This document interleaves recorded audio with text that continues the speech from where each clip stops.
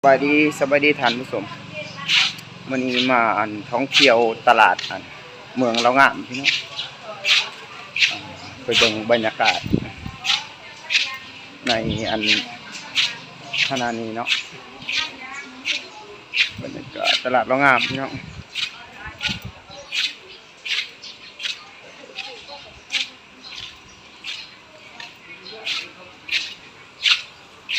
ตลาดเมืองเรางามคือมองแจที่ขายทั่วไปพี่น้อง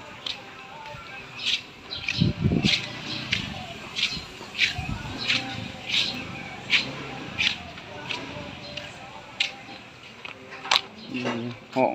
ขายเสื้อทรง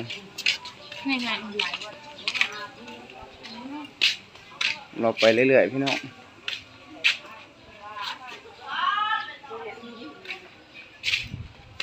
ถือว่าดีได้พี่น้อง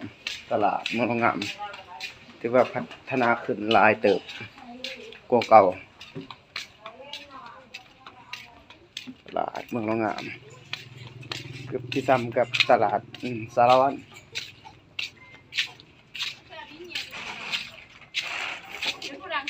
พี่น้อง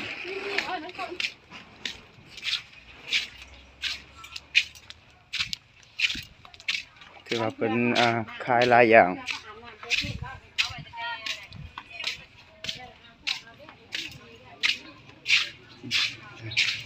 ส่วนหลายเขาจะขายเสื้อผ้าอยู่ที่ตลาดเมืองเรางามแขวงสารวัตรพี่น้องส่วนหลายนี่เขาขายเสื้อขายซองพี่น้อง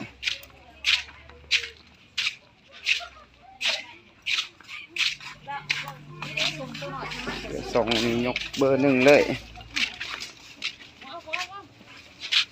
ตลาดเมืองเรางามนี่ถือว่ากว้างเติบได้พี่น้องตลาดเมืองเรางาม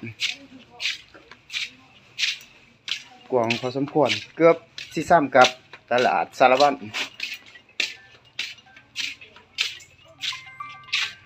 พี่น้องกว้างเติบได้พี่น้องจนมือเลาะเลยมือหยางเลยพี่น้องโอ้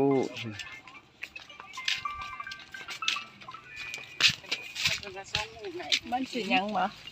เจนี่ถือว่าเพิ่นขายแต่เสื้อแต่ทรงพี่น้องผ้าหอกผ้าห่มหลายอย่าง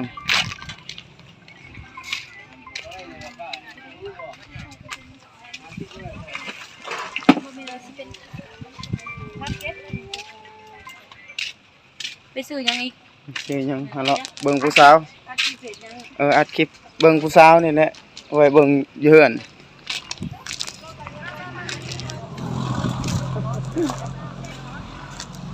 นี่พี่น้องตลาดเมืองเรางามพี่น้องถือว่ากว้างเติบพี่น้องปีนี้ถือว่าพัฒนาหลายกว่าปีเก่า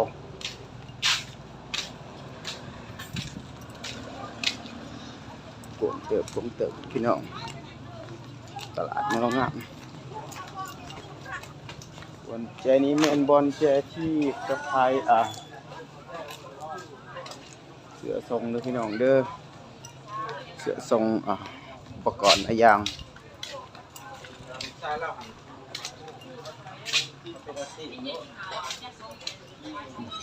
เหมือนบ้างอ่ะ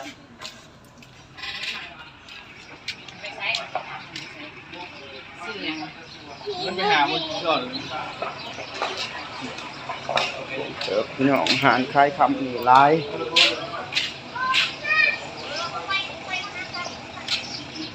ที่เมืองเรางามพี่น้องยึดแล้วมองแจจุดมองที่เขาจะคายเสือไปเบิ่งมองที่เขาจะคายของกินของยากของใส่พวกปีกอกปีไก่พี่น้องคือว่ากวงเติบเลยพี่น้องคือว่าข้าพเจ้าก็ด้นแล้วบ่ได้มาตลาดเมืองเรางาม5-6 ปีแหละบ่ได้มาสีม่วงมึงมีรถเดียวฟังอี เจนี่เมนขายขนมพี่น้องขายพวกของกินของอยาก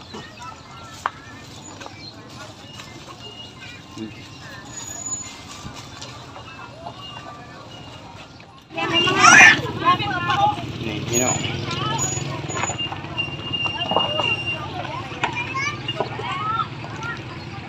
นี่บอนจุดเป็นขายผักขายหญ้าพี่น้องขายซีนหลายอย่างปุ่นใหม่ๆได้ปะขายปอกปลานิ่นปลาดุกปลายังขายหลายอย่างพี่น้อง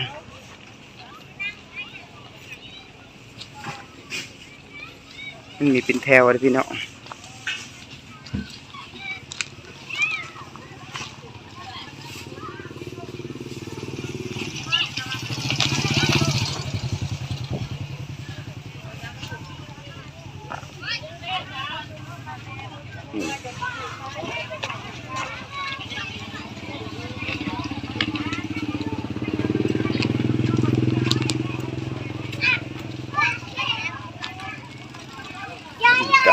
กาพี่น้องคึกคักหลาย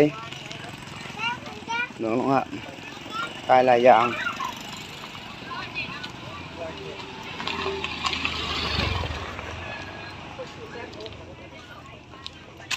พวกเห็ดพวกอะไรยังก็มีพี่น้อง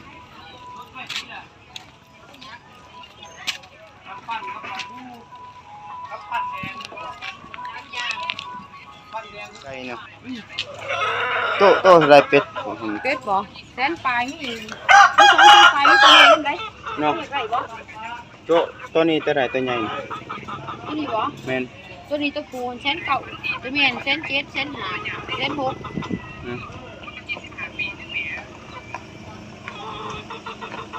ปูนแสนเก่านี่ตัวใหญ่นะนี่อยู่ไหนไปไทยก็ต้องไป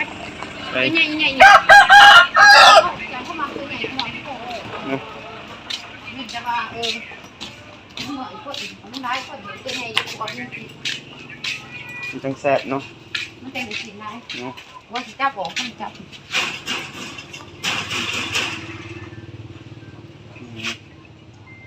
ตัวนี้เท่าไหร่ตัวนี้ซ้ำบ่2,700 2,500ตัวนี้บ่มันมีตัวใหญ่2ตัวตัวนี้2,500ได้ตัวนี้ใหญ่เติบนึงนั่นนี่เนาะใหญ่สิใหญ่ดีรถต้องมาปีนหนาบเนาะไก่แห้งไก่มีใครจังได้ไก่นี่เส้นปลายตัวผู้นี่บ่เส้นเท่าไหร่เส้นก่อนว่าเส้นปลายกับเส้นห้าแล้ววะเส้นห้าคือหัวกี่เลยเอาขาท่าไม่ได้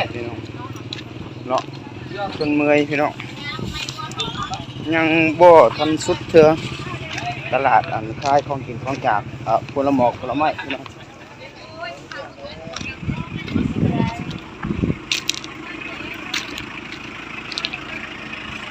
นี่พี่น้อง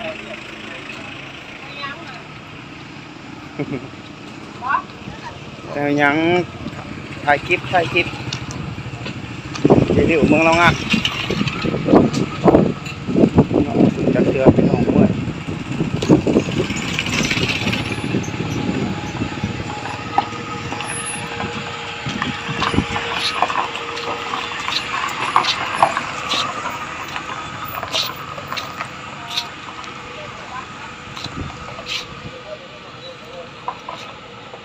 โอเคพี่น้องคลิปก็จบเพียงเท่านี้เนาะฝากติดตามตอนต่อไปบ๊ายบาย